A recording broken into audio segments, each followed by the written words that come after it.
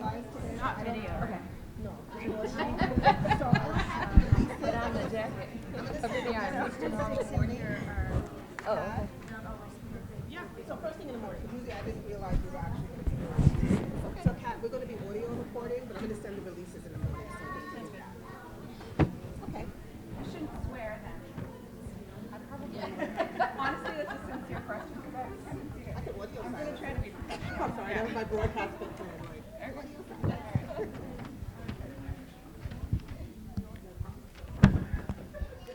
Hello, hello, hello. Hi, everyone. We're going to have a full house. It's really an exciting program that we have this evening. I'm Dwana Butler. I'm the program director of New York Women in Film and Television. And Marsha, I never got an applause before. You never had such a big group before. I know, and we have more coming. Really excited to welcome you all. For anyone who's not familiar, New York Women in Film and Television, we're a membership organization. We're 2,400 and counting, and we're also part of 50 chapters globally. For New York Women in Film and Television, otherwise known as NYWIF, we focus on 4 areas. We have courses and panel discussions and workshops, which are here for your career development. We celebrate women's achievements. We advocate for equality in the business, and we also preserve women's films, very, very much important. That's our Women's Film Preservation Fund. For our documentary committee, we do spring workshops and panel discussions, actually just panel discussions. There's 4 programs, February, March, April, May, so we're on our 2nd, and this is our grant writing program.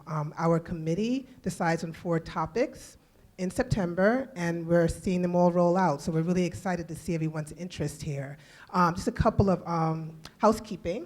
Afterwards, we're going to continue the conversation across the street at Phoebe's, so you're welcome to join us over there for more conversation. We're also audio taping today, so this is the first for our doc series. So we'll keep you posted on where that's going to be. Yes, and with that said, I just want to really thank Marsha Rock. Marsha Rock is our moderator for this evening. She's the director of the School of Journalism here at the Arthur L. Carter Journalism Institute, and she's also... Sorry, news and documentary. Thank you. She doesn't want the other job. But also Marsha is the chair of our documentary committee, has been so for a number of years. So we're really excited to have her here to also moderate this conversation. We also have members who are part of our committee that produce these programs. So I just want to thank Cherie DeLon, Letitia, is it Guillory? Guillory, yes. Princess Hairston, Romelia Karnick, who will be here a little later. She's been really leading the charge as well on this program, and Danielle Eddy. So with that said, I'm going to hand it off to Marsha Rock and our wonderful panelists. We're really excited to have them here. Let's learn about grant writing. Well, it's really wonderful to see all of you here, and I understand why we have a big crowd, because without money, there's not much you can do. This comes right after our case study program, which was a great overview of what we called soup to nuts in documentary making with Laura Stolman, who did Swim Team. And she took us through everything. And now we're going to dig deep. So today is proposal writing.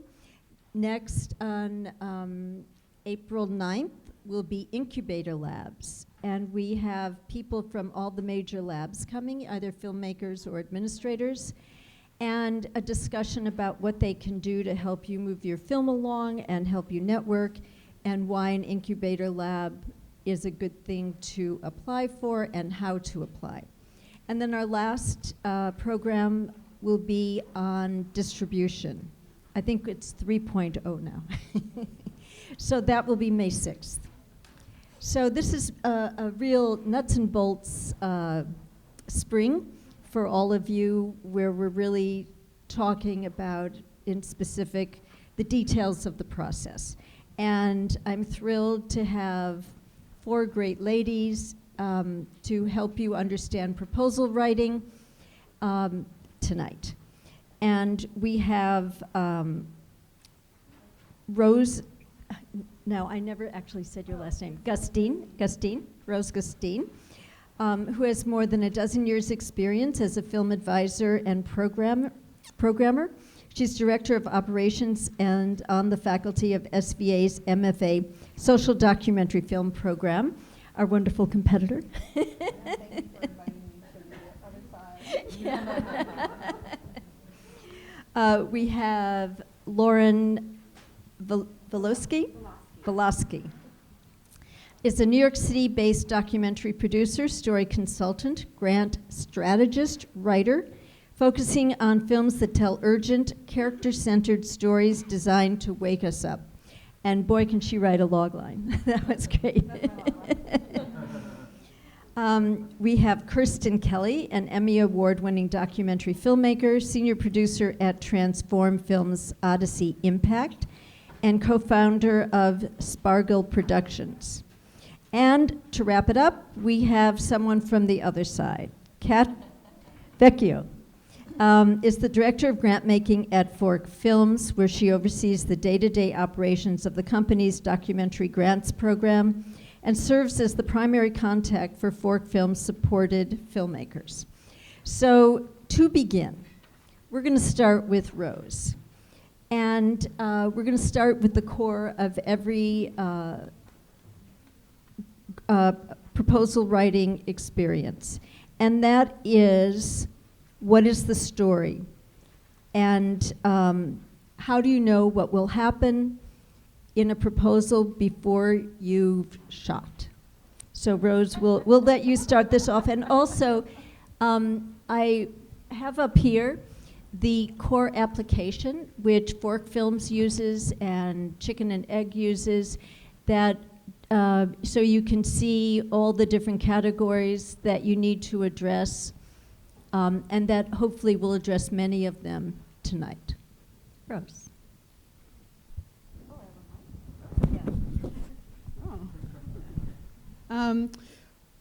Well, yeah, you really gave me the hard one.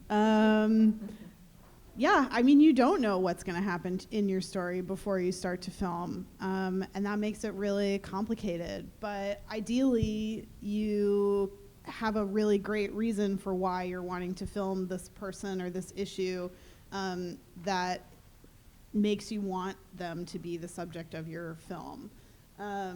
So you have to kind of dream a little bit about what is going to happen and what is it about my story or my character that's going to really hook someone, and then kind of see into the future about what you can imagine or hope or plan or anticipate is going to happen in your story. And of course, life is unpredictable, and so we don't really know what's going to happen, but you can imagine that if you're following a story about a housing rights activist, they're either going to lose their apartment building or they're going to get to keep their apartment building. And so, like, what kind of which way does it seem like it's going to lean, and what are the sort of milestones along the way that are going to make me excited about it? And how do you distill down what is exactly the story versus topic? Oh, that's a really important question, because I think the story is what is unique about your film, and the topic is what is universal about your film. And your story is what makes somebody that doesn't know you excited about your film. The topic helps, but no one really wants to see a film about housing rights, mostly. No offense to all, they want to see a film about, like, an amazing character living in a place that we feel like they deserve. I don't know how I ended up on this particular mythical subject, but we want to see, usually we want to see films about really interesting people and doing interesting things, and so the story has to, like, they have to be there to carry a story. And did you want to say anything about the log line? I remember that when we were chatting, you had a great log line.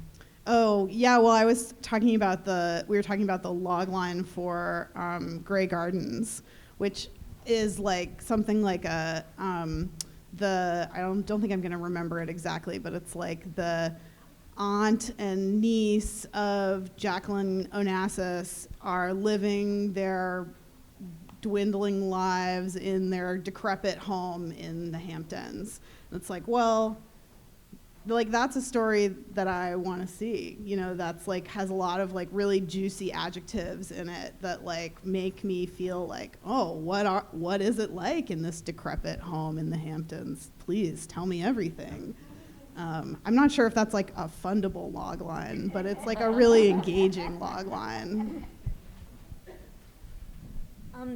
Actually, before we go on, how many of you are approaching proposal writing for the first time? And how many of you are approaching proposal writing second, third? Okay. So maybe I'll take just a moment to go through the different parts of a proposal for your benefit, and then in the Q&A you can ask the panelists questions relating to this. So the log line is a brief, catchy summary of your story, and then you have the story summary synopsis, which is what's your story structure, overview of your story, your main characters, potential character arcs for the project, and access. And as many of you know, it's very important to make sure you have access to your characters before you apply for a grant. Okay, topic summary. Describe why this topic is important, timely, or relevant. Things to consider include, why are you the best person to make this film? Explain the cultural, social relevance. So this is where, and the panelists will fill in, a discussion of the topic, the bigger issue goes. Why it's important, why people should care. Artistic approach, that's how you're going to tell it, but I want to get to, the treatment. Oh, maybe artistic approach, it must be the treatment, yes, okay, I call treatment. So number D, describe your creative vision for the finished project, the look, the feel, the cinematic language, the artistic approach for the storytelling. This is often one of the hardest parts of the proposal for people who've never done it before, because you usually want to spend a lot of time on the summary, on why it's important, and not how you're going to tell it, how the characters are going to work, what are the scenes. And we're going to turn now to Lauren, who has very definitive ideas about how to tell your story with the language of film.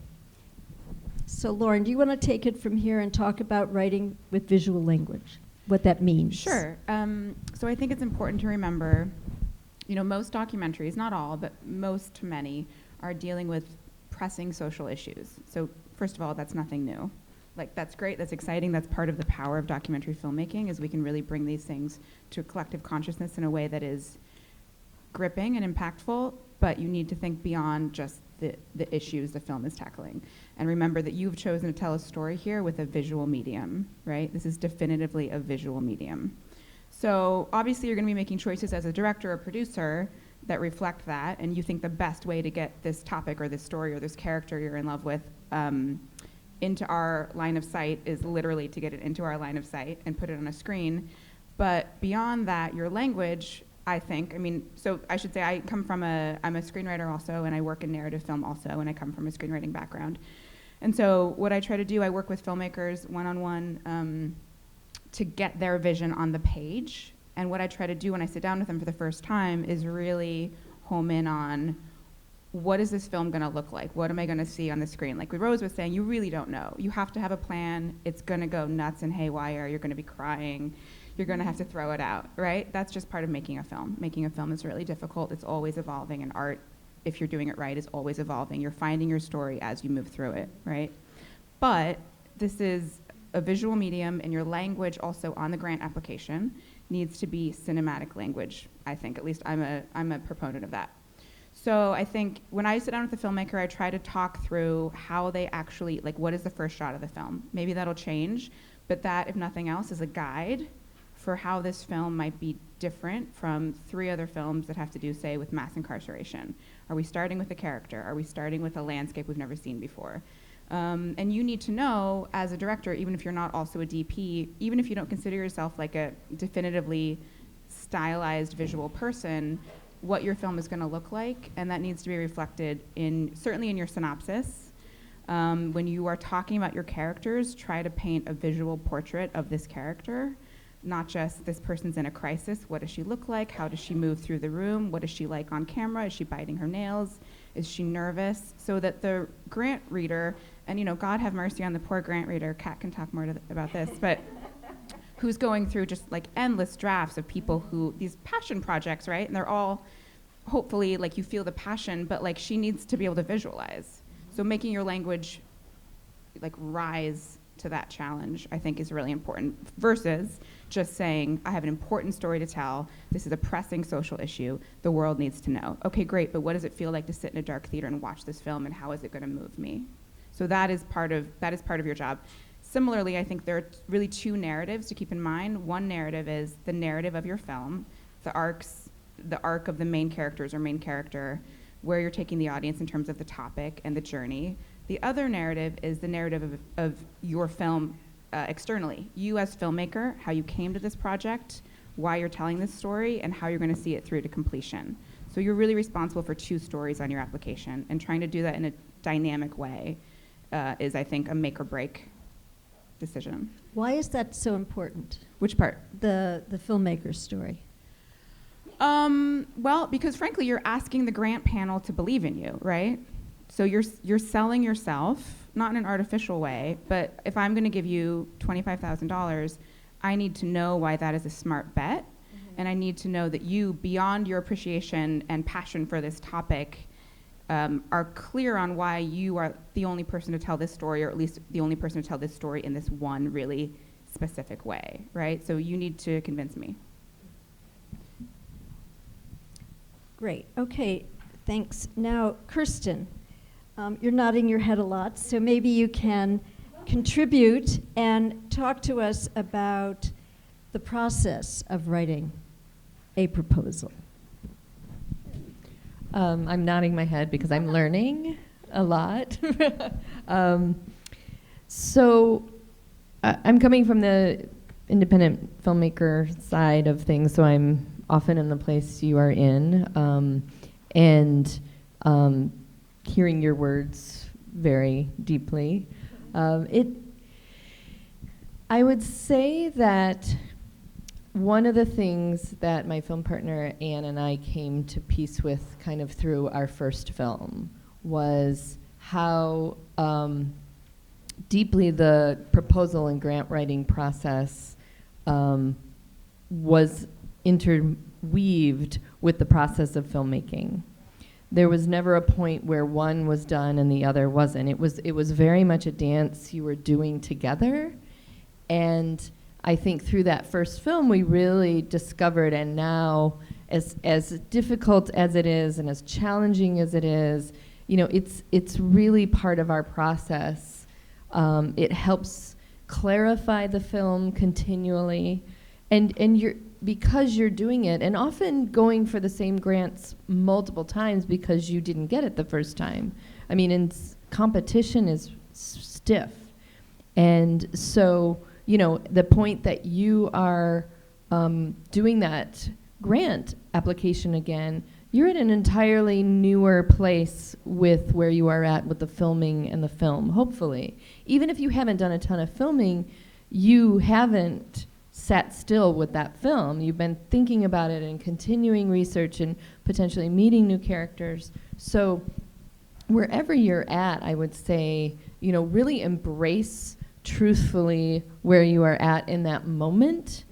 Really engage with where you hope the story and the film will go, where you see it going, and your belief can guide that. I think every filmmaker or review board, and you can probably talk to this better, they work with documentaries all the time. They know that these stories are growing and changing and that life happens and left turns, happen. So I would just say, like, really make this part of your artistic process. It's not something you have to do to get the thing that you need to do the thing, if that makes sense. It can really be so helpful, and then it turns into, we've had moments where it's like, oh yeah, that can really help us frame the next interview, or that can help us with Mark in the next moment that we, so there's a lot that it can give you in your process. And you're not going to write just one grant, right? You're going to write a grant for distribution. You're going to write a grant for engagement. So you're going to be writing grants as you go through the process. It's not just the first time. But before we get to you, Kat, any of the three of you want to comment on what do you need to know to be able to write a grant? When are you ready? You're done with your research. You're ready to start writing. I think it's really important before you even think about writing. I always tell filmmakers I work with, very first thing you want to do is, and this takes a long time, it's a lot of research, so carve out the time, sit down and make a list for the entire calendar year of every grant available to you, and plot it out on an Excel sheet, whatever works for you, with all the pertinent info for each, for at least a full calendar year, maybe a calendar year plus a few months to make sure you're not missing anything where there's a weird overlap or dates shift. Because you don't want to miss the grants that are just for first-time filmmakers. You don't want to miss the grants that are just for the development phase, and you can't go back and get that money later. Some grants are only biannual. You might miss it if you weren't paying attention and you were focused, just like you got in your head you wanted to do Sundance, and you're putting all your effort into Sundance, which is a fantastic opportunity, obviously, but you haven't taken a sort of inventory of the whole calendar year first. So do that and figure out a game plan. Identify which grants make sense for your film. A lot of grants won't, and it's truly a waste of your time to be applying for them, because writing these grants is so much work, and just the tedium of it is like, which is like make you have to go nap for days.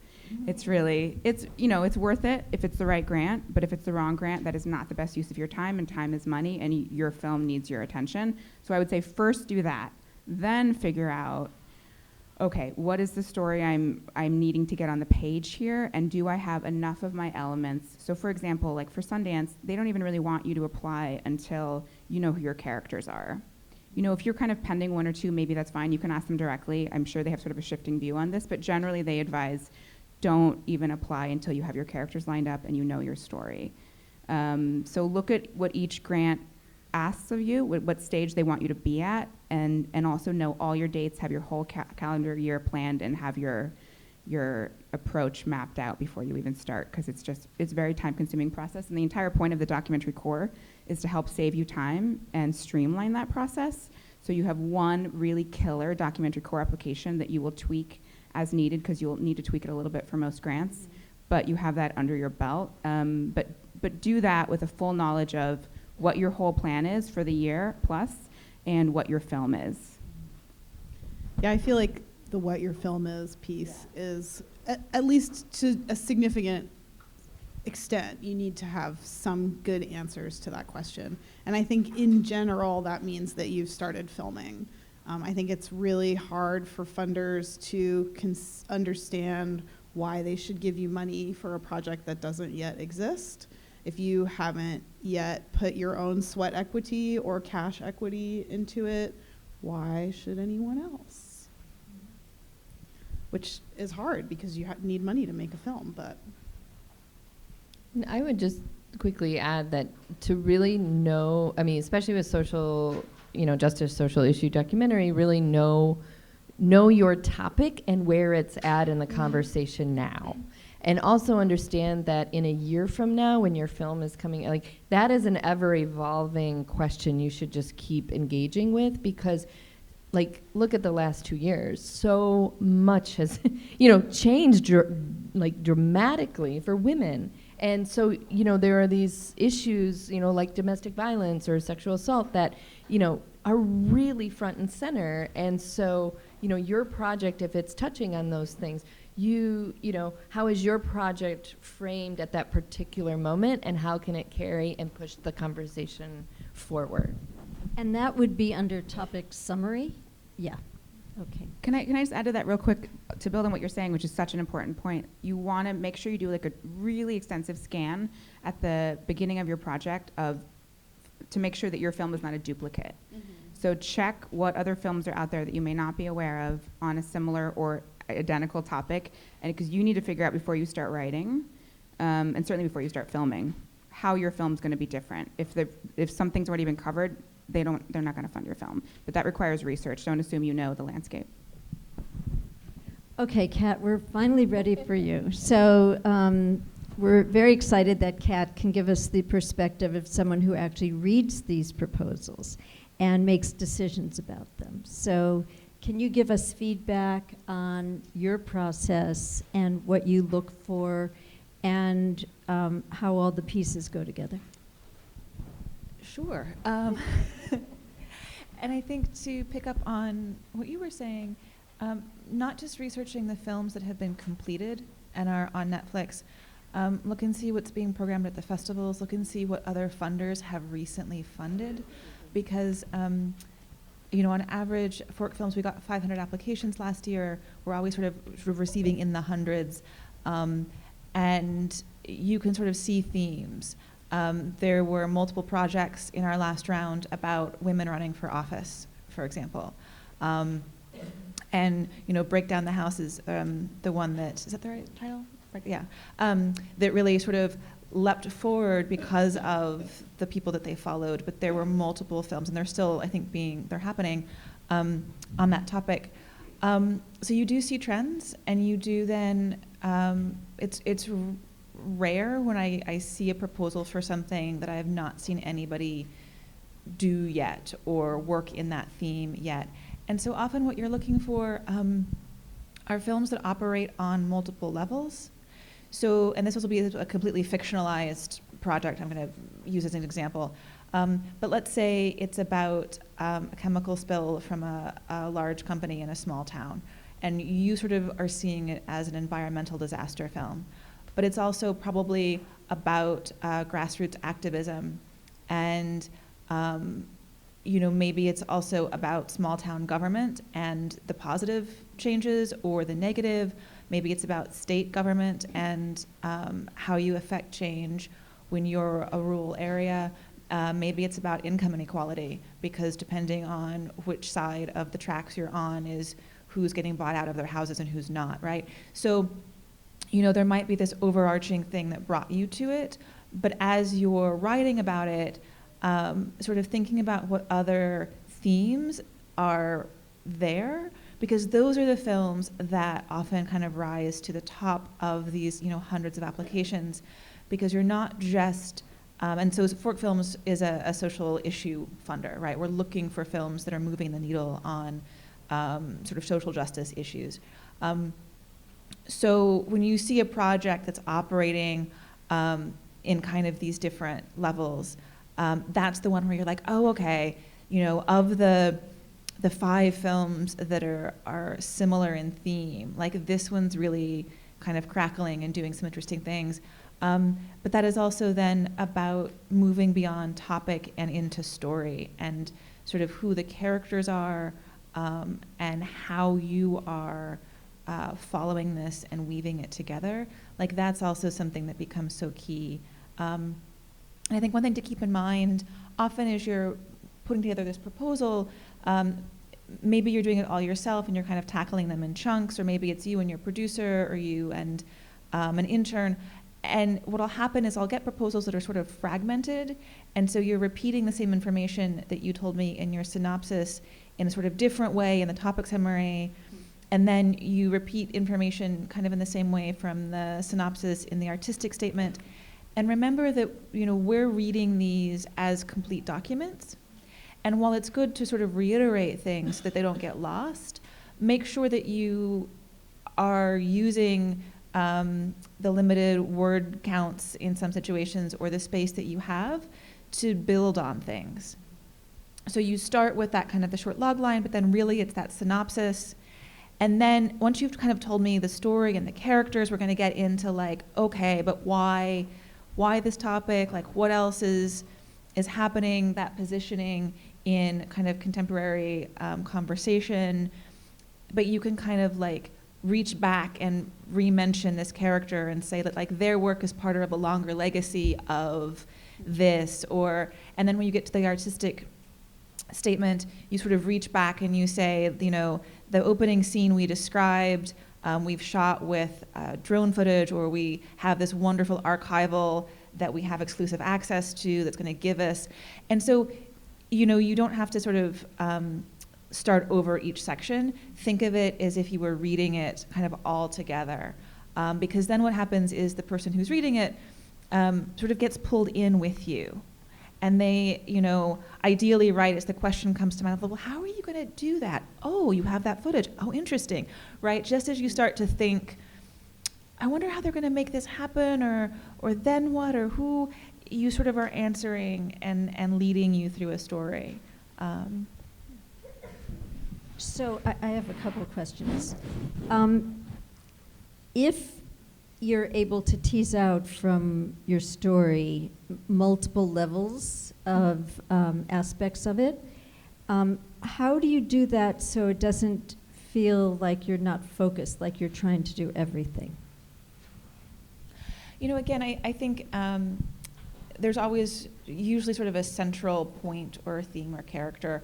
And one of the places that you can sort of tease out some of these sort of like sub-themes, I guess, is often with like audience and distribution and outreach.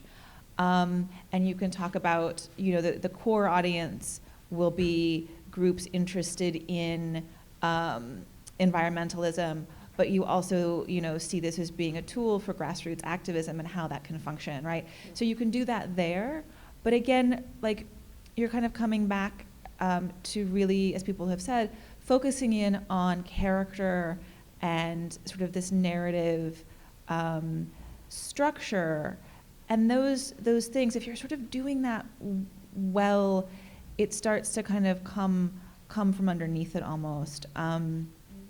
You know, you talk about like when the spill happened, people initially assumed that it would be like properly taken care of. When it wasn't, the group of mothers at the PTA after the meeting had this conversation, realized that it was up to them, right? And they never thought they were going to be activists, but now they are. Like you kind of like tag those things in as you go through the narrative.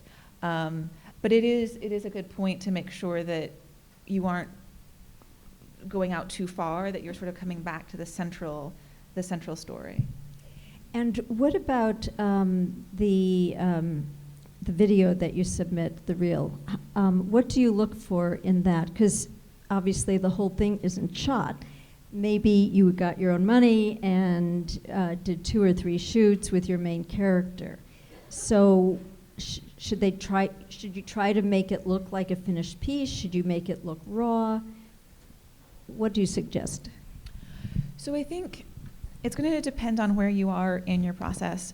If it's really early, you can sort of do the trailer style piece that is more about sort of introducing some of the characters and the landscape and kind of the visual style of editing that you want to approach. If you're further along and you're able to actually put together a few scenes, that's ideal, so that you begin to see how you're envisioning sort of crafting the film. What's tough is that you need your written application to match that visual sample. Because if you tell me in the written application that you're doing this beautiful verite film, but then your visual sample is a lot of interviews, what's happened? And the really tough thing is that you might say, well, we thought we were going to do this interview-based project, and then we changed. Fork Films is a team of filmmakers who are the final panel, and even filmmakers have a hard time making that leap between what you've said and what you've shown us. because what I find is even people who are making films for a living, they don't know what's in your head, they don't know what's on your hard drives, they don't know the conversations you've been having with your team. Like, you only have in front of you this written document and these, 15 minutes of Vimeo clips. So they really have to be cohesive. They don't need to be polished. If you're sending a couple of scenes that you're not even sure where they're going to fit in your whole film, slug black in between them, put some text up that says, like, Mary and her son, like, go to take water samples. And then the next one is a note that says, like, at home with Mary and the family. So you just sort of, like, pull us out of a narrative and put us back into a scene so that we're not trying to watch it like a full film. They don't need to be color corrected or sound mixed. It's hard if you're doing something that's very graphics based. Sort of putting placeholders in can be a little tricky, but sort of, if you can have like a still image that just sort of says, like, this will be animated. Don't worry about watermarks on your archival. No one expects you to have licensed that yet. What we're looking for are how you will approach the story. So what should be there is, if it's a verite film, that we see sort of a verite scene. If it's more of a kind of quick-paced, like, interview with some snazzy archival work to something else, like, that you've demonstrated that you know how to do that. So we're looking really for that, for the character and the story and the style. Great, thanks. Do any of you want to add anything to that? In other words, how to develop a scene, how to make sure you have those elements that Kat was talking about as you develop your story idea to get to the proposal stage? Well, I think one thing that is good to know about applications is that this is, like, not a time to be coy and be like, just you wait and see, like, what my best material is. I'm saving it for my big finale. No one's gonna get there if you don't show your hand right at the beginning. Like, when I was reading proposals for IFP, and they would say, like, and there's like a juicy surprise turn of events, I would be like, well, but what is it? Like, so, like, really put your best foot forward. Show the best scenes. Show your best, most beautiful footage. Use your best writing to really put your best foot forward. Because, like, Kat is not gonna, like, go out and tell everyone what your twist ending is. She really, like, wants to, now that she's, like, on board as a funder, she, like, wants to preserve the surprise of your twist ending so that everyone can, like, be really just as excited about it as she is. Your funders are gonna be on your side. Your screening samples are confidential. And so you have to sort of, like, put that kind of trust in that relationship. And you're not doing yourselves any favors by, like, holding back. You really want to, like, give me the goods. Like, show me your best stuff. Make me so excited about your project that, like, I couldn't possibly say no. Like, you want people to say, like, this is a project that I have to be a part of, and, like, how can I help you? And I think that goes when you're, like, same as when you're, like, trying to find your subjects to participate, you're trying to find crew to be a part of it, like, you're here to hook us. So, like, hook me in. What have you got? So I think the advice is, if you're putting your own money in, focus perhaps on just one character and shoot maybe 2 scenes with that one character that revealed the style of the film and can relate to the bigger issues that you're going to put in the topic summary, right? So that would be a strategic way to think that through. And I would say, if I can jump in, there's 3 things I would tell you not to do with footage samples, especially if you're sort of needing to film a little bit to try to get money to film more. Don't send just interview selects.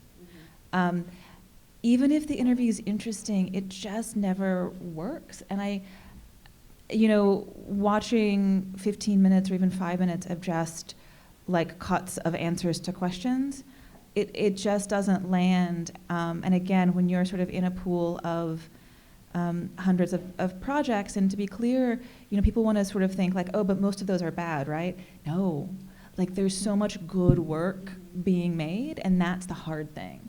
And it's a lot of it, again, we're a social issue funder, and so it's all important.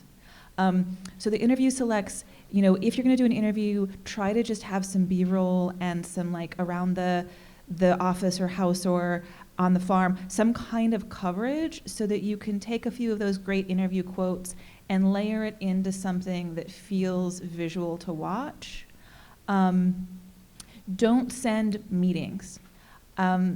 You're filming and the activists are all riled up about the protest that's going to happen and how they're going to deal with it, and you're there, and I've done it, and you're like, this is great, and then you send the footage to someone and they're like, it's people sitting around a conference room arguing, or like and it just doesn't work out of context. So meetings aren't great for samples unless they're sort of embedded in something else. And then don't be salacious. I think sometimes people are trying so hard to stand out that really ethical, smart filmmakers will sometimes send footage that, when they're dealing with trauma and with tragedy, that they're like, we have this emotional video diary that she recorded when she found out her abusers was getting on parole. And you're like, that goes within your 90 minutes so that we know, trust, love this project. It's not your 5-minute, get a funder's attention, because I am now worried that you are potentially unethical, or that you are going to re-traumatize a subject by making a film that isn't in their best interest. And I know that sounds like really harsh, but again, you only have so much time to spend with each application. And sometimes I've seen projects where I read the application and think, oh, this could be really interesting, but wow, that's a tough, grief and trauma are such difficult projects. And then I watch the footage and I'm going, I don't know, guys. So, if you have a topic that is that delicate, make sure that the funding sample, the visual footage, is going to translate in a way that feels respectful and responsible. You don't have to shock us. The same thing with a terrorist attack or a wildfire or sort of these big things. We don't need the gore. And again, I don't want to sort of overstate it, but yeah, I've just sort of somehow seen projects sometimes do themselves a disservice by doing that. So I think the advice is you can't send in a proposal with just interviews, right? You have to show that you're immersed in the story and with the character and have access to that character so that you're out in the world with them, and something happens with the character, then you probably are ready to write the proposal. So I was wondering if you might have advice about the different stages of the proposal for how to think through it. Would you say start with the logline to clarify the story? I think start with the logline and the synopsis, because they really go hand in hand. And I will say I think it's really important to touch on one of the things, because really writing, grants are a lot of work, like I said. It can be a kind of brutal process. You have to really be your own cheerleader and don't be discouraged. But it's actually fantastic in that it's a great check for your project, right? Yeah. It's a great vetting for your own vision. And so once you start, wherever you start, if you don't know what your story really is, if there are gaps in your own understanding of your subject and your arc, or you're not completely clear on access, if there's something wobbly there about getting access to a key character, it's going to occur to you as you try to fill out this application. And so, like, I wouldn't just, like, I would be wary of, like, micro-focusing on one section and being like, oh God, the distribution paragraph, I don't know how to write that. That's really overwhelming. I have no idea about distribution, and like obsessing about that and spending lots of time on that.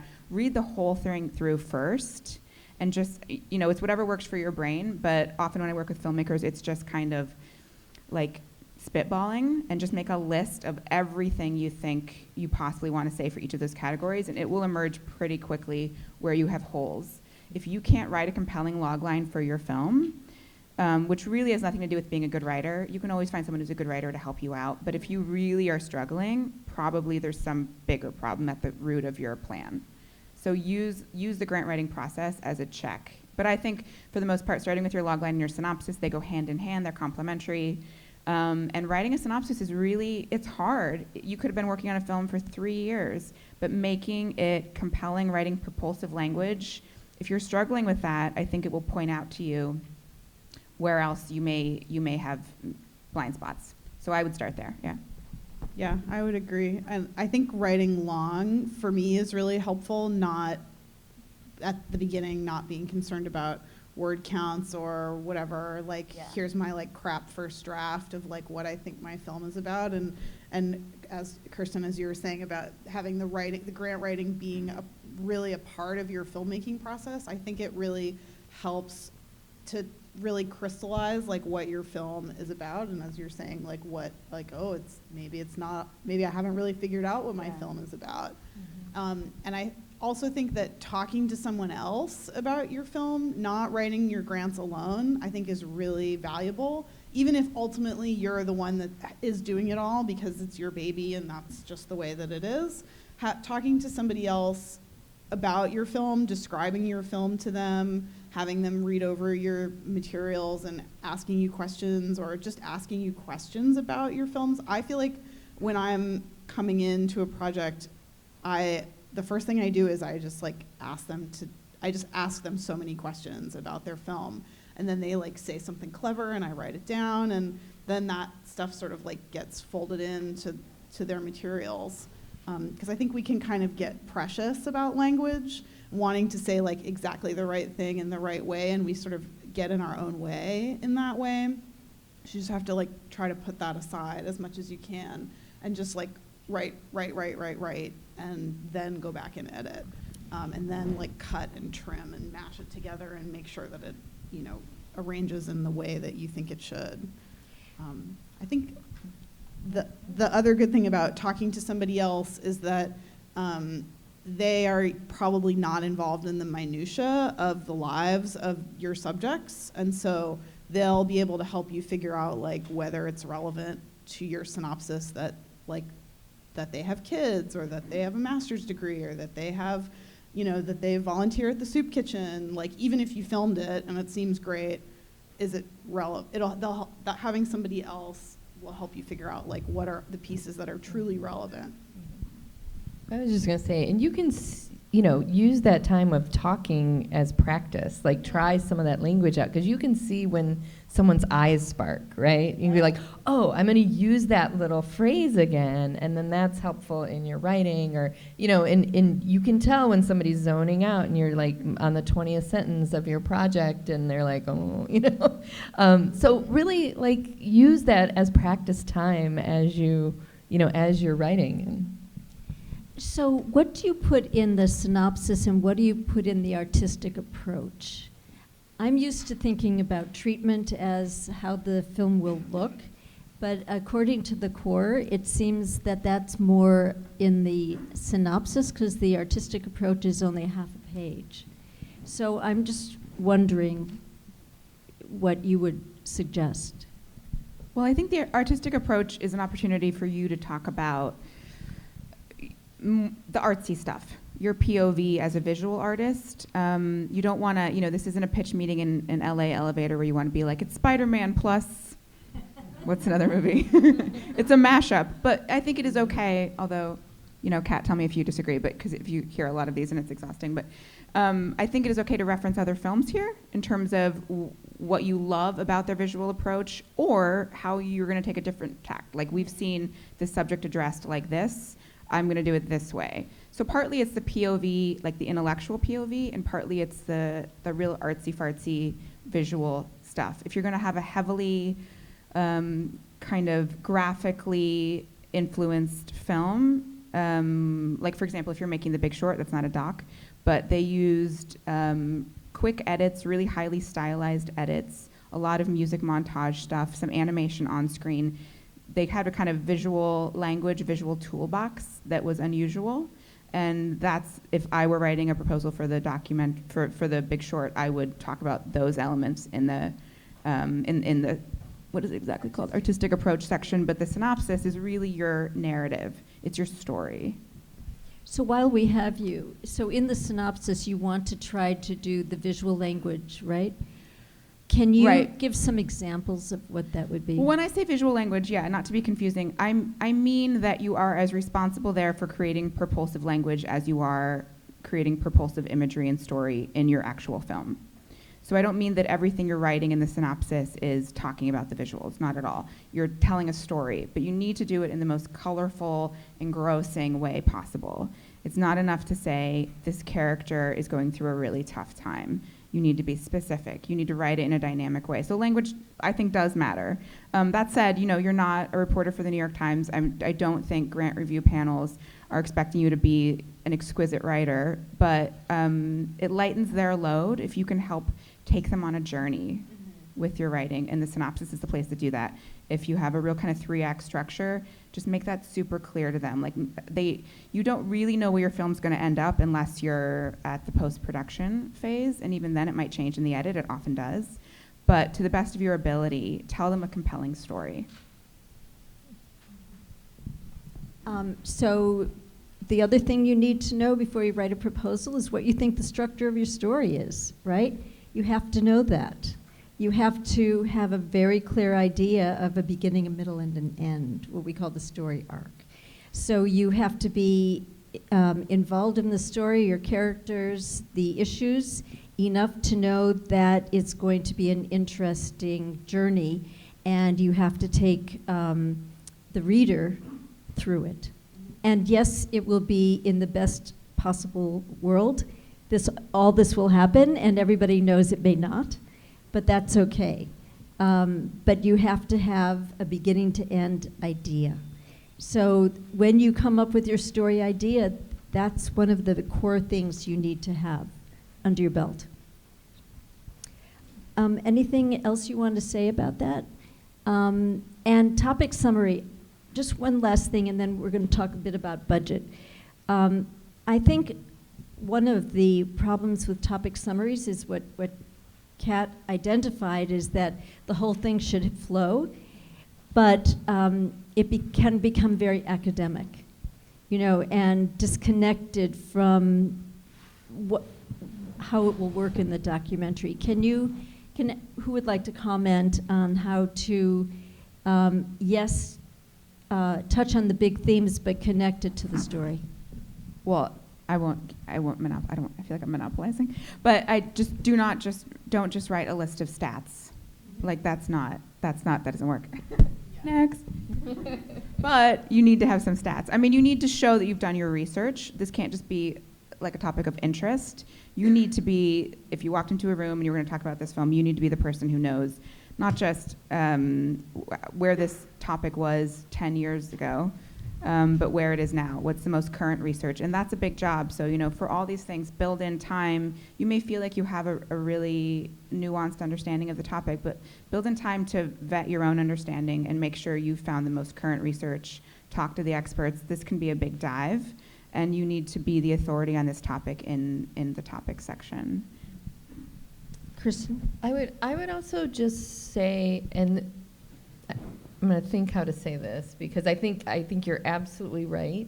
But there's also something in terms of being that filmmaker and storyteller where it's valuable to file away your innocence in a portion of that, because you are also bringing that story, hopefully, to an audience who may not know. And so there is a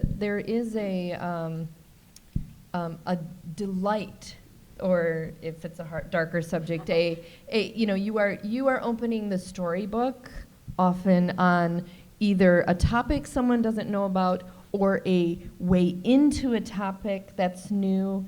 And so you need all of that research, and you need it to, absolutely in the proposal and everything. But I think you also do need this twinkle in your eye of, I didn't know this, and isn't this awesome? Right. And you might not need to write that in there, but I think you just don't lose that by becoming the expert either, because you are bringing that story to people in a very specific way. No, that is such a good point. And that's part of what I mean by like cinematic writing, is it should be exhilarating for the reader to read, because you're inviting them into your own process of exhilaration when you discovered, oh my God, no one knows about this. It should be catchy. Yeah.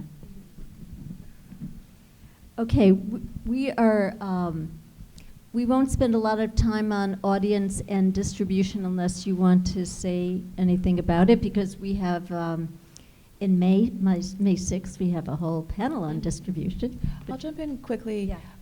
I think people sometimes, especially early, struggle with how to talk about their audience. And I see a lot of it's for a broad general audience, it's for everyone. It's not. And that's okay, that's good. There's probably, if you really sort of think about who you're talking to, it's gonna help you in your process of making the film. And don't think about it as it's for people from 18 to 25 who are women who live here. It's talking about it's people who are interested in XYZ. It's people who participate in XYZ. That's our core audience, but we also believe it has a wider reach than that. And we think that, schools or university programs who teach blah, really don't be scared of it, and think of it as helpful for yourself too, that who am I actually talking to when I'm making this work? But we do, as a funder, we do look to see that you actually know who you're talking to, because there are so many films. But the wonderful thing about kind of all of the digital distribution options and specialized film festivals that speak to certain audiences is that you can make a film that's really sort of specific about a certain topic, and you can really reach a lot of people who really want that story. And so if you can say, we know we're doing this, we know how we're going to find them, that can be quite powerful. And I've actually seen it sway a funding decision at our table, because we're this is great, but who's going to watch this? And we turned to that page and we went, oh, that's totally who's going to watch it. They're right, and that's really important. Okay, because we already loved the film, but we couldn't quite see who it was going to reach. And when the filmmaker told us, you're oh yeah, that's who, yep. So I would say that, don't be scared of that section, and don't be afraid to be specific. And also, if it's a niche topic, then there are niche funders. So that's a whole avenue of opportunity that you need to think about as well. So when you do your year planning, look for those grantors who might be specifically interested in your topic. And just in general, I mean, maybe we're going to touch on this later, but be really aware of what grants make sense for your film and your unique POV, and which really, really don't. For example, the BritDoc Genius Fund is really for more sort of experimental artsy films. That's not appropriate for a fairly traditional, talking heads social issue doc that isn't kind of taking big strides in a more experimental way. Because that you can lose a lot of time on that. And it's not just about finding the niche funders, although do that also. For example, if you're a trans filmmaker, there are certain funders you want to go to. But yeah, just be aware of what makes sense and what's a good fit and what's just you expending huge energy barking up the wrong tree. Yeah. Okay, what about audience engagement and social impact? Well, I think it goes back to what Kat's talking about, about who is watching this film and what are they going to do with it.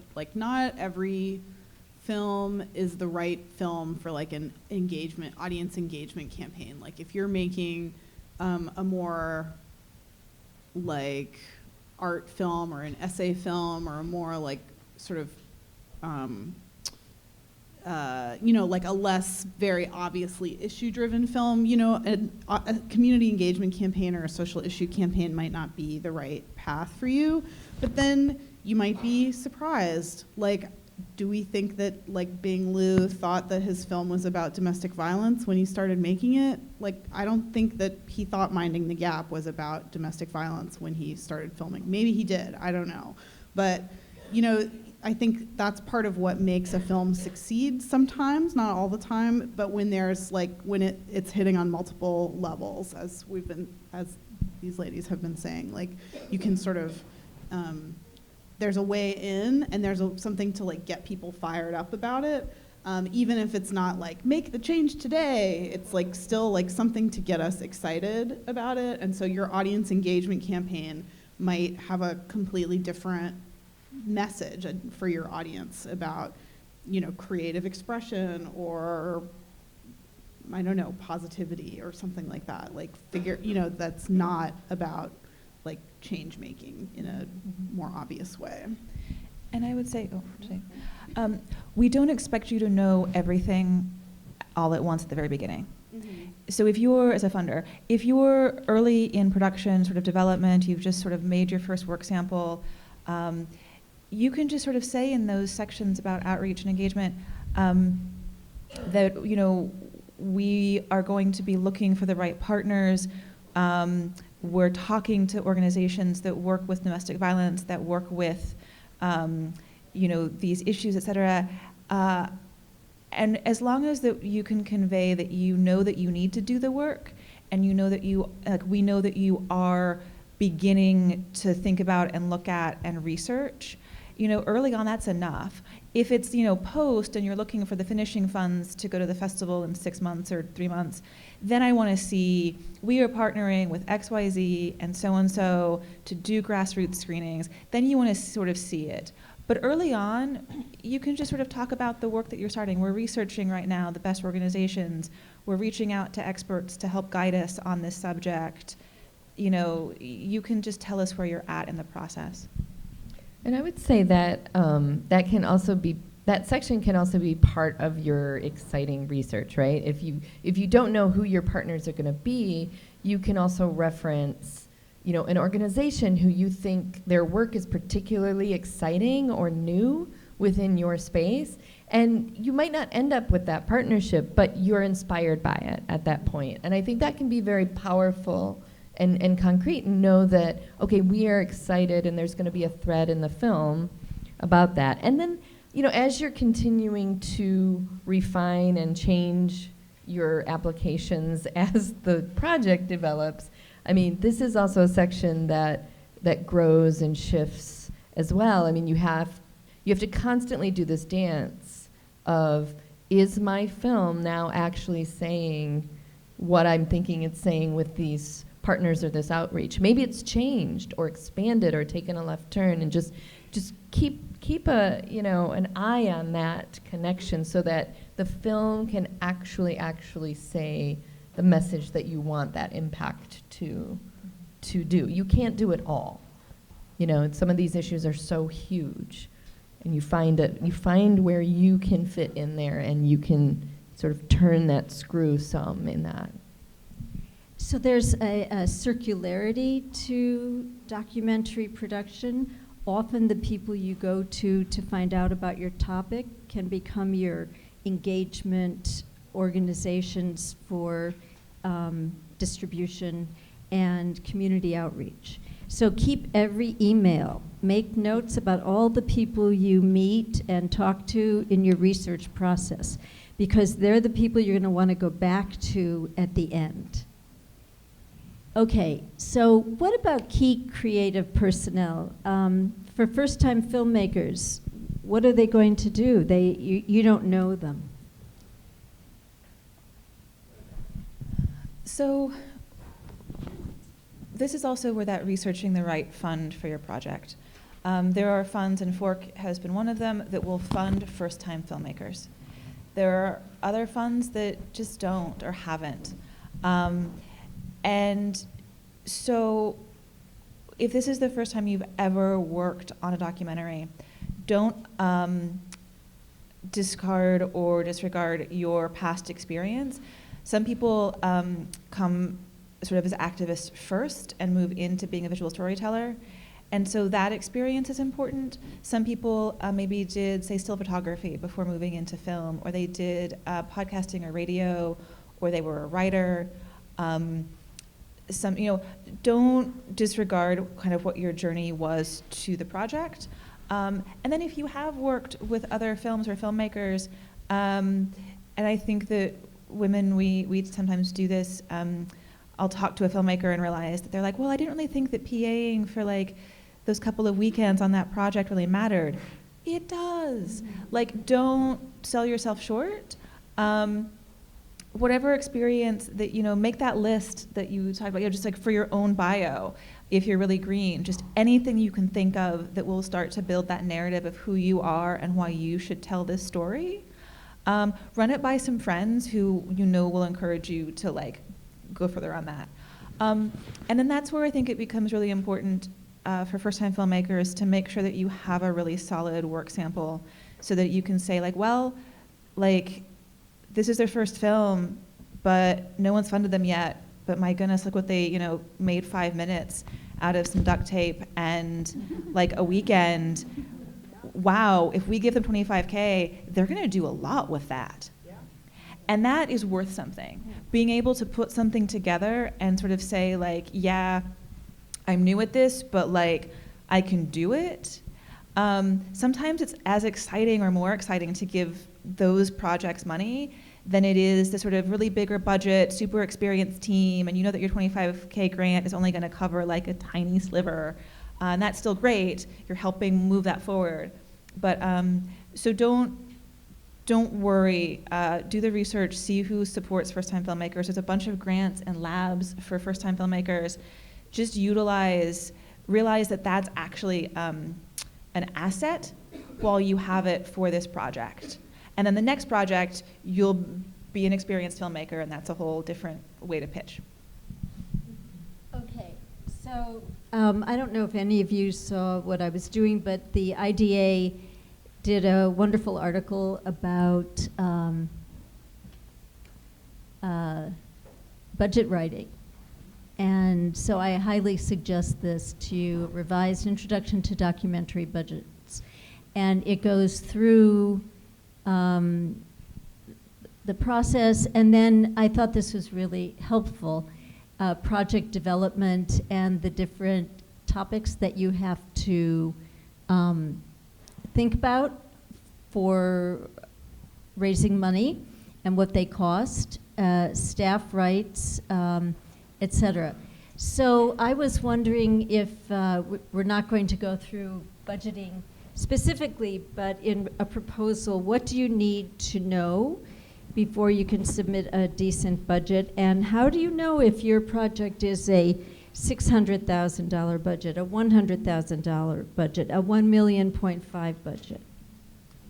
I think it's important to sort of, these like self-education tools are amazing, so definitely check out all this stuff, and there's some webinars and videos and stuff you can find online if you do some savvy searching. But if you're not a budget person and you have no line producing experience and this really feels kind of scary and beyond your purview, like that's something to look for in terms of who you're bringing onto your team. It's also okay to go to someone who you can just consult with, who has experience and understands budgets backwards and forwards.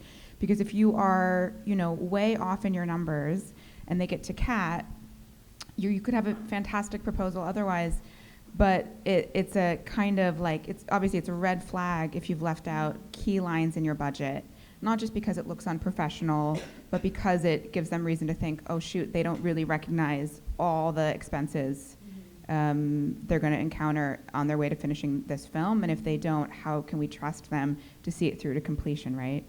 That's a big deal. You need to know for your own success, but also the grant review panel needs to see that you understand the associated expenses. So if it's not your area of expertise and this feels confusing and overwhelming, don't hesitate to reach out to someone who this is their thing.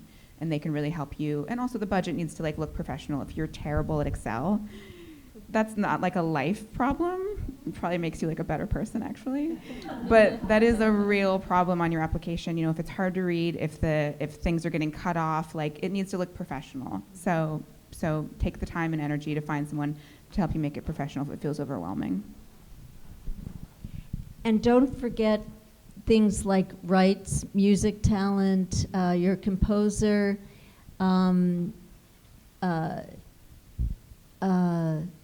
let's see. Festival application fees, like all the Marketing. way Yes. through, marketing. And don't forget to pay yourself. Artists deserve to be paid, even if you will maybe, I mean, I hope you do all get paid, but even if you can't see to being paid right now, it still needs to be in your budget because you owe that to yourself. You owe that to your crew just as much as you owe that to yourself. And I think it makes you, speaking to Lauren, it makes you seem less professional if you think that you can work on this film for 3 years and never be paid.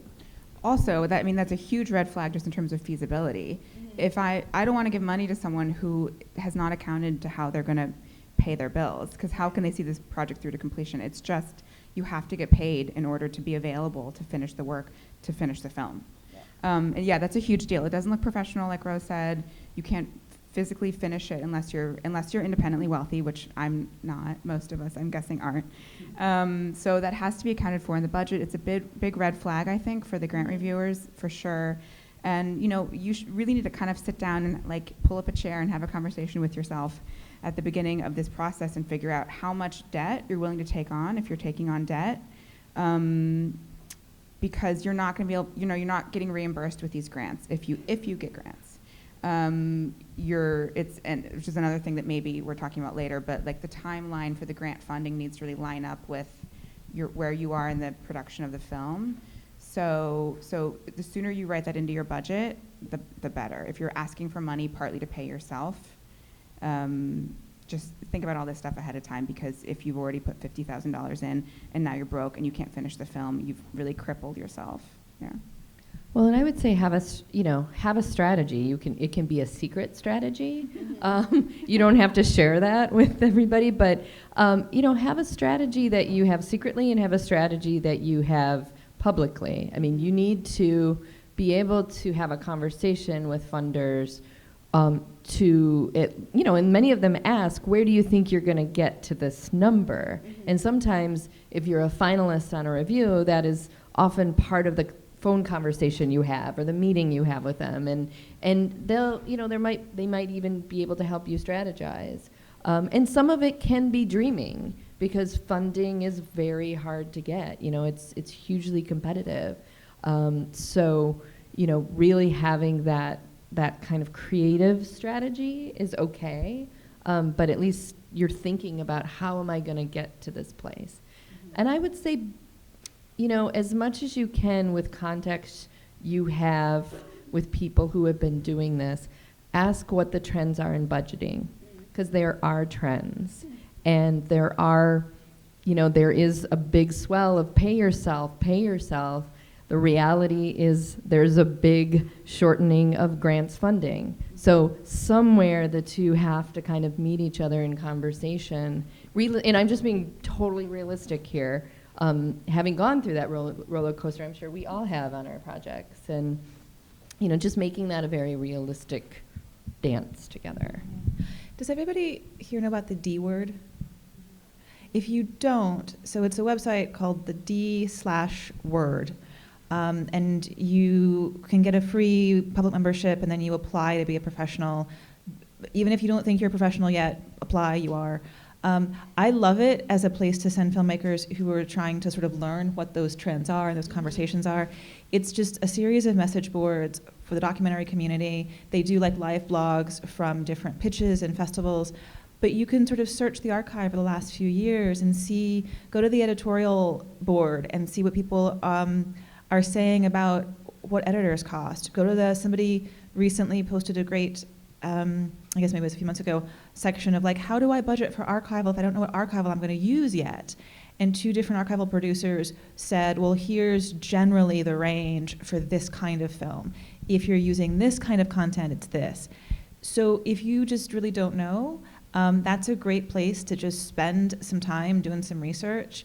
Post some questions if you have them, but go through the archive first and listen to sort of what those conversations are. I don't know, is there documentary Twitter? Is that kind of happening too? People do that? Not in the same way? No, sometimes like there'll be good like Twitter threads, but they're harder to find. I haven't seen any, maybe. Anyway. And are there suggestions if people want help? Does the D Word have suggestions of like an archival person who is good, or a budget person who is good, or a proposal writer like Lauren who is good? Or I think my experience is, especially if you're brand new and haven't contributed anything yet, as far as like answering or being part of conversations, to do a search of the archive first and then say, I searched the archive looking for blah, and I found some things from like 6 years ago. Is this still valid? Don't just sort of come in and drop a question without doing a little background, because people sort of get tired of answering the same question. But yeah, you totally can go in and kind of pose a question of like, here's what I'm dealing with. Yeah. And finding like crew and collaborators, I think, is totally a word of mouth business. You're here, so this is a great place to start working your networking muscles. You're looking for crew and collaborators. You don't know someone, but your friend does. You talk to your groups. You post a question on D-Word. You can reach out to universities like NYU and SVA, and they have crew and collaborators who are young and hungry. You just sort of have to like put it out there that that's what you're looking for. And come to Phoebe's. Any last comment about budgets before I open it up to Q&A? About anything? Anything. Because I have so many thoughts. How's everyone feeling about Mueller? I feel like there's like a cast of doom in the room. You are the comic relief. I know. Wait, we're taking a break. I just want to see, because I'd had made notes of like, oh my God, if I have any wisdom at all to share, I need to make sure I say this. And now it's like all left my brain. It's like when someone asks you what like your favorite movie is, and you're like, I've seen a movie.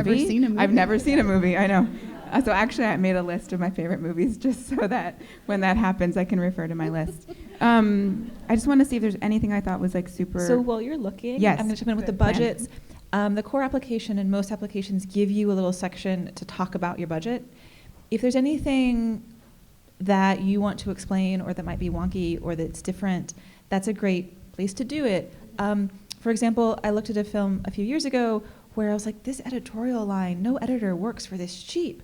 And I called her and I was like, I love this film and you're in post, how is this happening? And she's like, oh, I'm an animator and my editor is working on a short with animation, and so we're bartering.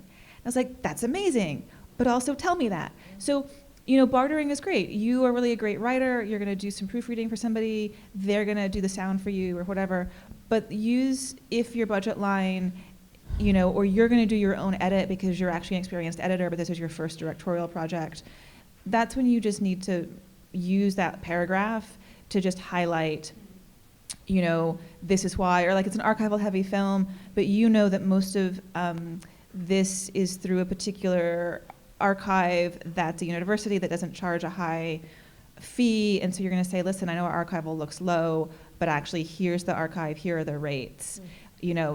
Just use that paragraph. Okay, it's not to do with Mueller, turns out. It's so there's just a couple of things I think are pitfalls that I just wanted to like call out because I can do so real quickly.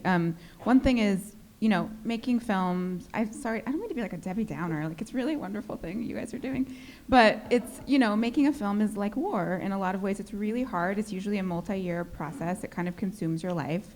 It's awesome if you can maintain a work-life balance, but good luck. It's really like a major undertaking, and we don't live in a country where the arts are funded.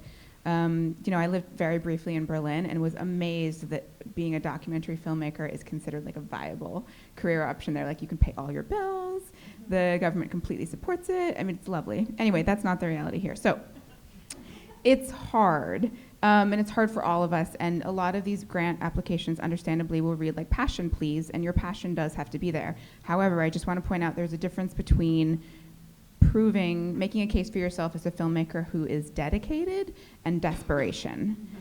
So yeah, don't write a grant application where you're like, dude, I'm gonna do whatever I have to do to get this. I'm gonna stop paying for my health care. I'm gonna stop feeding my cat, and that money that would go to the cat food is gonna go towards the film. First of all, it's not fair to your cat. Second of all, you sound like someone who doesn't have a real plan. It's not professional. And similarly, like in the sections of the grant of the doc core, where you're asked to explain in a really detailed way how you would use the grant funds. The allocation of your funds does not mean like I will use your money for the next most desperate thing that pops up, right? You really need to have a plan. It shouldn't just be a thing you're responding to as expenses pop up. It needs to be predetermined. The other thing I would say that I think is an important stumbling block for people is, now where did it go? Just build in oodles of extra time, even if you think you have a really clear sense, because you have a really organized calendar you've done the whole year plus, of when you need to have a draft done, so you're not submitting like the day of, which is everyone's nightmare scenario, and often, that's what happens to us, and there's like a tech snag on the website, it's a nightmare.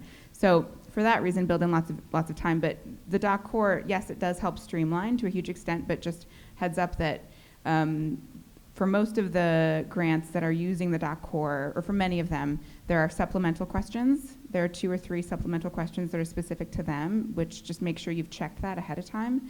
And then even though they're using the same questions as the doc core, they often will have varying word count limits or character count limits, which that's a tremendous amount of work actually to take this language that you think you've gotten to the best possible place and you've perfected, and lose 100 words. Yeah, that can be like honestly days of work, because you need to maintain like the heart of what you've written that's so important, but lose all this length. So check those word counts and character counts ahead of time and build in that extra time, and check if there's supplemental questions or really specific parameters on your work sample, because that's actually the hugest time suck, is if you have to recut something per their total running time limitations, et cetera. But also just the word counts. Okay, the moment has come. Questions? In the back, we'll start in the back. We have a microphone. Thank you, Joanna. There's a mic on this side and that. Hello. Is there any advantage to developing or to opening up an LLC or a 501c3 in order to begin this, grant process? I think it's unrealistic to start a 501c3 specifically to do grant writing. It's extremely burdensome to have a proper nonprofit. Having a fiscal sponsor is a shortcut to that, using organizations like IFP and the IDA and other NIWIFT, and NIWIFT, of Women course. Make Movies. Yep. As your fiscal sponsor, so the money will sort of funnel through that organization. That organization will take a percentage of your donations and your grants, sometimes, not always, to manage that money for you, and then you sort of have the endorsement of them. An LLC is a separate process from that. That's a business undertaking, and that separates your film life from your everyday life. So if something catastrophic happens to your film, then like your household finances are not at risk. So that's like a question for like you and your accountant to figure out. I would say I could be wrong, I'm not an accountant, although my father is an accountant. But there's really no reason not to set up an LLC, and all films really should have one. It protects, your, like Rose was saying, your personal assets if someone decides to sue you because they argue you didn't get correct licensing or something. They can't go after you, they're just going after the entity. It's just protective, and it's not that expensive to set up. I think it's like $800 to $1,000, so yeah. Oh, there you go. Okay, up front here. Is it possible, once you do the proposal and you kind of have all of your ducks in a row, to go directly to a production company and pitch them to see if they're interested in financing and producing, or is going the grant way usually the easiest, well, not the easiest, but in the way most documentaries are done, and then a distribution company picks it up later? Like, how often can you go directly to a production company to pitch an idea? Is that possible? I would say you have to kind of keep all options open.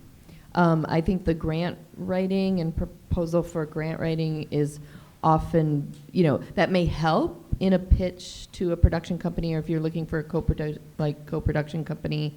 I mean, that pitch is a little more targeted and conversational, and hopefully fits into the kind of work they're doing as well. So it's a little bit different, I think, probably than the grant writing proposal. But I think you have to kind of keep all your options open for figuring out how to get your film done and what is ethically and what makes the most sense for you as an artist, and how you're going to get that done, how that strategy is going to happen. And also just reality check, like grants are definitely not easier than going to, yeah, oh no, okay. I know you weren't saying they were easy, but like, yeah, grants, it's really hard. There's just so many quality projects. It's just a numbers game, yeah. Yeah. Like once you have all this, it basically This content, yeah. It's great. So if you take that information and try to bring it to somebody and bypass the grant process. Well, there's never any harm in just sitting down and meeting with someone, and you're getting an additional wave of feedback on your project, so why not? And maybe if not that project, down the line. Yeah. I will say, if you have no relationships within the industry yet, the without anything shot, without anything in process, it'll be difficult because you're just not a known entity, and unless you have a very particular special access, assuming that you also want to direct, it's a big risk. I think sort of later when you have some footage and you have some things cut, then doing those meetings and looking at like pitch markets and sort of applying to like the IFP and the different sort of pitch markets are good ways to connect with like production partners. But if you don't yet have those contacts, if you do, then you sort of know how to kind of connect and talk about like, I'm working on this idea, are you guys interested? I'm curious how you handle the situation when you're starting out and you don't really know where the story is going to go, and then you have to write about your story arc, but you don't really know, how the ending will turn out. How forgiving are you as a funder, if it doesn't turn out the way? First of all, do you just make it up, like your wish list of like, and then in the end this happens and it's all great and wonderful, or not? And then how forgiving are you if it doesn't work out? So as a funder, I'll answer that, and then I think talking about like how you write that, you can hand that over here. We know that you don't know that yet, but as I think somebody I know in the group talked about, like, that there's a few options. The person's either going to like win the battle for this thing, or they're going to lose that, or they'll get into this college, or they won't. Like, that there are some potential outcomes, and maybe there's a whole new one that shows up later and you didn't know. But you can talk about, like, I'm filming with so-and-so as they finish their senior year of high school and apply to colleges, and we'll go with them, to college visits, and we'll be there when, like, the email comes in and they open it. We don't know if they're getting in or not. If they aren't, we'll, like, figure out, like, what does that look like for a future? If they are, we'll be there when they pack their room to go, whatever. You sort of make up possible scenarios and you say how you plan to cover them. Every funder's a little bit different, and I've heard some stories from filmmakers about certain funders who expect a finished film. No matter what happens, either they get paid back or you finish a film. That is not us. So I do think that when you apply for funds, make sure that it's very clear. You'll get an agreement that you sign, and make sure that you really look at it. If you have questions, ask. What is the expectation of reporting and delivery? For Fork, like, we know that the story will change. We've had a filmmaker write to us and say, listen, I was following this character for this project that you funded, and this thing happened in their life, and I feel like it is no longer ethical to continue. I still believe in this topic, but for right now, we're going to regroup and figure out if there's another way forward or not. And I, by far, respect that more than making the unethical decision of just sort of knowing when to say when on a topic.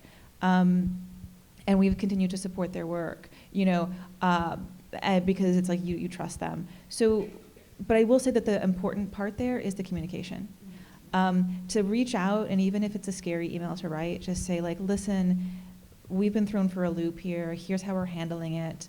Ask them for advice if you like that funder, if you've had a good rapport, because they've seen, a lot of variables. Say like, I'd love to have a chat on the phone with you and see what you think about this. But the communication is paramount, because then they know that you're responsible, and if you come to them with another project later, they know that like, even if it doesn't get completed, that you're operating in this way that's very smart and ethical. What if you're following, you start out thinking that your story is one story, and then you realize, oh my gosh, this one character is so compelling, I could do a whole thing about her. And it just completely changes in a way. It's just shifting from maybe a topic type of story to a character, one individual character who's the main activist who's so compelling. Yeah. How do you handle that? So I think the same things. One, make sure that, again, you know what your commitment is when you accept funds, whether it's a grant, an equity investment, a donation from a private donor, and then just communicate. Just say that, this is what's happening, this is why I'm making these choices. Most likely, people will go with you because there's clearly something that you've seen, and if you can articulate that. It may be that you lose the enthusiasm of a donor for the project. They don't, they're not angry, but they're just kind of like, oh, okay, like, and that's fine. Like, you're not, you sort of just know that, like, as you shift, things within that project will shift too. But I would say just the key thing is being very clear before you accept money from any source, what that obligates you to, and then just communication. Just let them know what you're doing, why you're doing it, what you're thinking. And I think you'll find people will be more than supportive and happy to go with you. The mic is coming. Where are you? Yes, we want to hear you. Thank you. So my question is on the opposite end of the spectrum. Where would you guys suggest is the best place to go for finishing funds on what is a larger, more involved film? The principal photography is all done, the rough cut's done, the original score's done. So we're at the very end of a more expensive project. So where would you guys suggest, or what would you suggest as how to finish it off? Are there places, are there resources, are there? And you're just looking for finishing funds for the edit, or for? Yeah, for the code. Mm-hmm. We're there. 10-yard line and need to score. Yeah. I mean, So- that last money is helpful. I mean, sometimes that might be the right time to do a crowdfunding campaign because you have, maybe you have a relatively smaller amount to raise, and it's the right time to get your potential audience engaged because the film will be, you'll be able to sort of deliver on the like rewards of your crowdfunding DVDs or screenings or things like that. It sort of helps to get your grassroots word of mouth going so that when the film is released, then the audience is like primed and ready, and crowdfunding donors, they feel a part of your film, and that's really good. They want to tell their friends, they want to bring their partner and their best friends out for date night to see your movie. That's great for your box office, it's great for for the future. As far as funding, I think that, there's all different kinds of funds, and I think you just have to sort of do your research about, there's the major funders that are sort of they have different levels that they're ready to fund for post. And it's just sort of about going out there and trying to find them, Fork, Sundance, Chicken and Egg, then other than that, then it's just sort of depends on like what your subject is. Is your film an issue-based film, and so then Ford Foundation is appropriate? Is it an art-based film, and this BritDocs fund that she's talking about is more appropriate? It's just sort of about knowing, doing your homework about what the landscape is.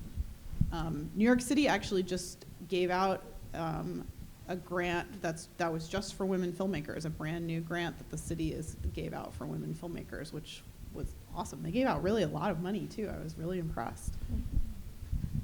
One of the strategies that my film partner and I have found, this is issue based, so it's not necessarily film funders, but if you've had issue funders come on board or foundations that are issue driven, going back to them for emergency funding to get to the finish line has worked really well. And that's not large grants, that's a collective of smaller grants, but they really want to, they've been with you and hopefully there's a relationship there, and it's like, all right, we are 50,000 away, we've got to get this done, can you help in any way?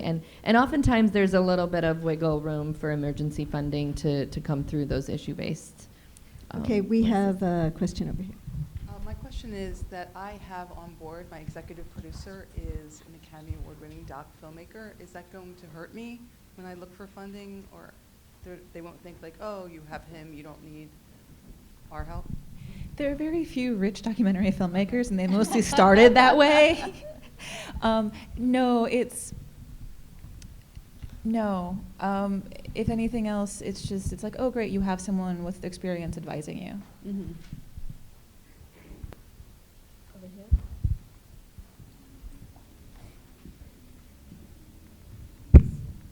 Hi, I have a question about the key creative personnel. If you're in the early stages and you're the director, but you don't have a producer on board yet, what does that look like in terms of a funding proposal? Like, you haven't identified that person because you're hoping to bring them board once you're a little further along. I don't know, maybe this is a controversial point of view, but I kind of think if you don't at least have a producer, you're doing too much on your own kind of already. Like, I do think you want to start assembling your team as early as possible. Or at the very minimum have like an advisor, and ideally someone who has a lot of experience and who brings credibility, and just their presence and them signing up to put their name on your proposal and on the film is a vouch. But if you're going for a long time, you're really the only person trying to make this film happen. I just think that can be a red flag. So as soon as you can get supporting people and really like your team together, even if it's just one or two other people, I think it makes your application so much stronger. Yeah. Yeah, I'm definitely talking about the early stages, like when Yeah, you're just trying to assemble. even so, like, if, like, for example, if you're applying to Catapult Film Fund, which is just for the early stages, just to put together a trailer that's going to help you raise money, that's going to be the fundraiser, like, they expect you to have a team you're pulling together. Yeah.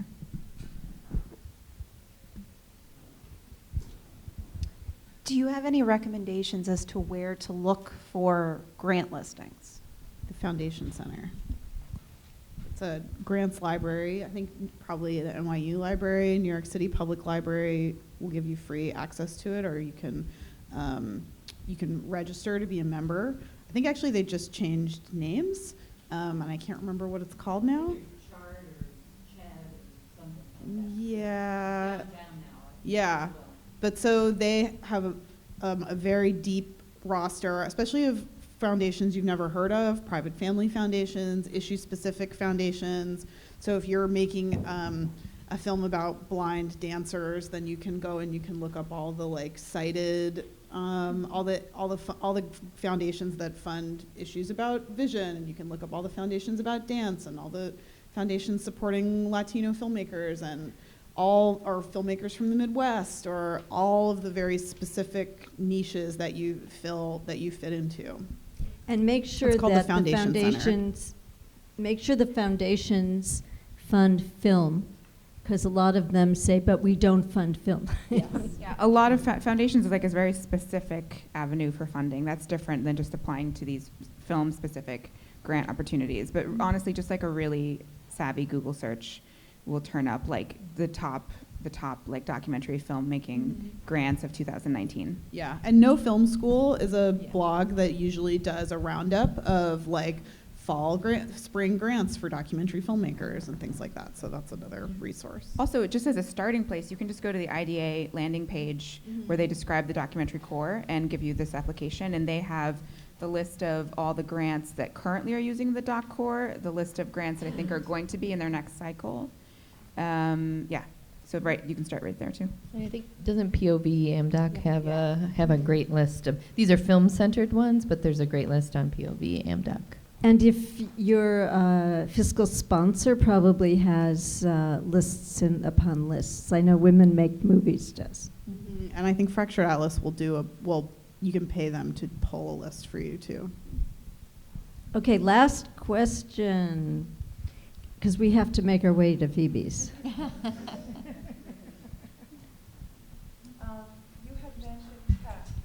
had mentioned that we should be doing our research to see what films have already been funded, but also which films are being funded right now. But how do we know which films are being funded right now by funders? You know.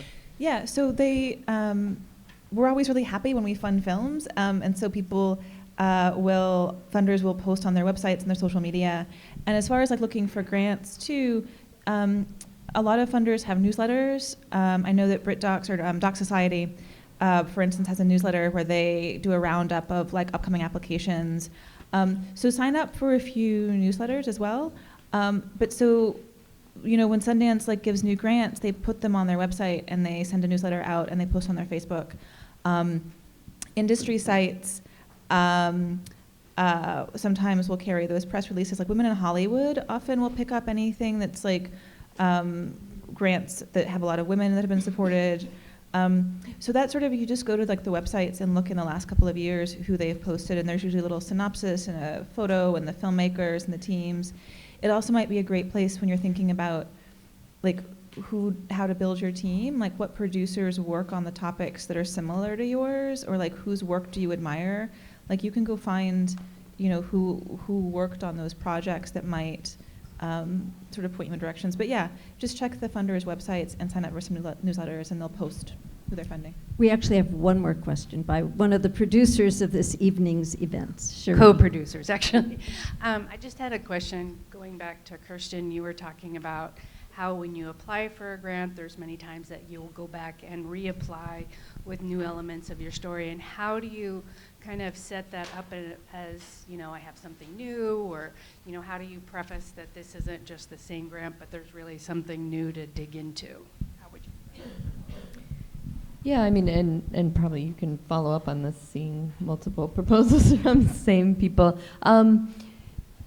You know, oftentimes, you know, because it is a part of your process, hopefully, there will be this evolution. And I think that, you know, your writing gets better, your voice gets clearer, you know, your character gets, you know your character more, you have more access. I mean, it can't help but become more intimate and change. And so, you know, you do want to bring in new story elements, but even if it's not dramatically different, I think hopefully you've gained a depth of time with that, and you haven't stopped thinking about it, you haven't stopped producing or working on it. So hopefully that fabric is there, and you know, you have to trust and not give it, trust yourself not to give in the same application. I mean, your writing is going to be different because you're at a different place with it. Can I ask a question? Real quick, can I ask Kat a question? I'm just curious from the funding side, like, I'm sorry, this is like, what's your favorite movie? But if there's one thing you've noticed is the thing that often, like, is the cincher for you guys, like among, I'm sure, so many worthy projects, like the one thing that kind of dependably will push something over, and similarly that will pull something out of the running. They had a great application aside from. I mean, it is different almost for every film, and it starts to, there's a point where, you know, you're looking at 30 projects and you know that you have enough grant money to do 15 of them, and it just becomes like sort of almost deeply subjective of that panel of the board who's looking at this. You know, if you sort of advance, so here's the thing, if you apply and you don't make it into like a next round, and you've applied to a bunch of grants and you've not made it to the next round of anything, there's a problem. It might be a problem with your application, your work sample. It might be with the film because there's 8 people doing this topic, whatever it is. If you've done a round of grant applications and you haven't made any sort of next round progress or gotten feedback that said like, oh, this is so interesting, when you're further along, come back to us. then you need to reevaluate. If you're sort of getting into sort of that next round of like, you know, you're a finalist or you're the next round of consideration, and then you're getting no's, write to that funder and just say, hey, we're going to apply again. Just as a reminder, we're working on the XYZ film about blah, blah, blah. Don't need to send a whole thing, just a quick note to remind people what the project is. You know, as we're preparing our application for you this year, is there anything we should know about the process last year, or do you have any feedback? The worst that can happen is they'll just say, no, I can't do that for you, or they won't respond. The best case scenario, right, is that they say, yeah, actually, we really liked this, but we didn't understand this. And also, if you don't get a response, it's not like personal. Sometimes like it's just too few staff and too many emails and questions, and you can't.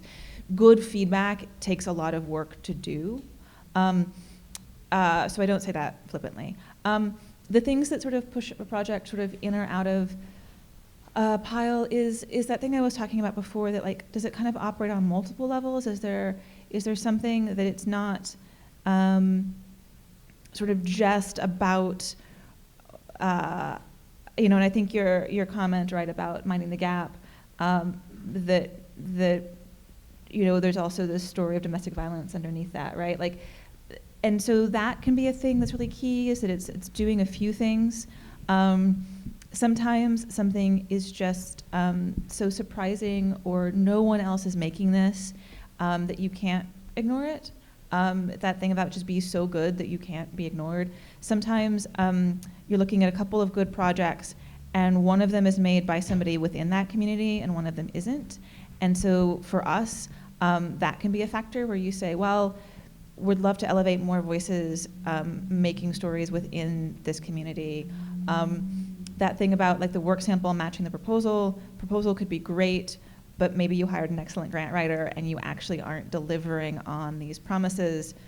And so coming back with a work sample that actually shows the advancement in the storytelling can really push it over. There's this point where, yeah, it just becomes sort of particular and subjective and difficult, and there's been some heated conversations at that table. And sometimes it's just sort of alignment, you know, or topics that have all of a sudden become really relevant, and you're like, oh my gosh, someone's doing this, this is great. But it's hard to say. Great answer, though. Good We job. have run out of time, but we'll be at Phoebe's. But wait, let me promote. So one of the things about a good grant proposal and making it is networking. So I hope we'll see all of you at the Incubator Lab on April 9th, okay? So now you can applause for our wonderful panelists. Thank you so much.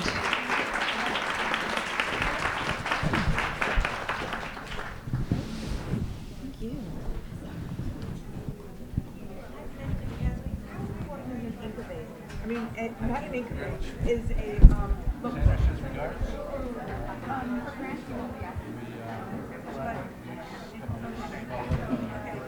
To my knowledge, actually, pretty much never.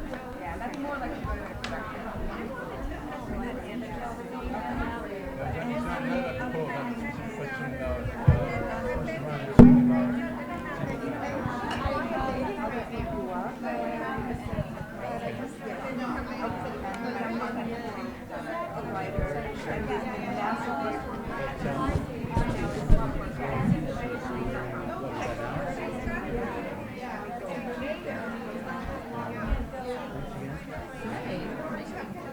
You're amazing. Oh my God, it's so professional. Are you?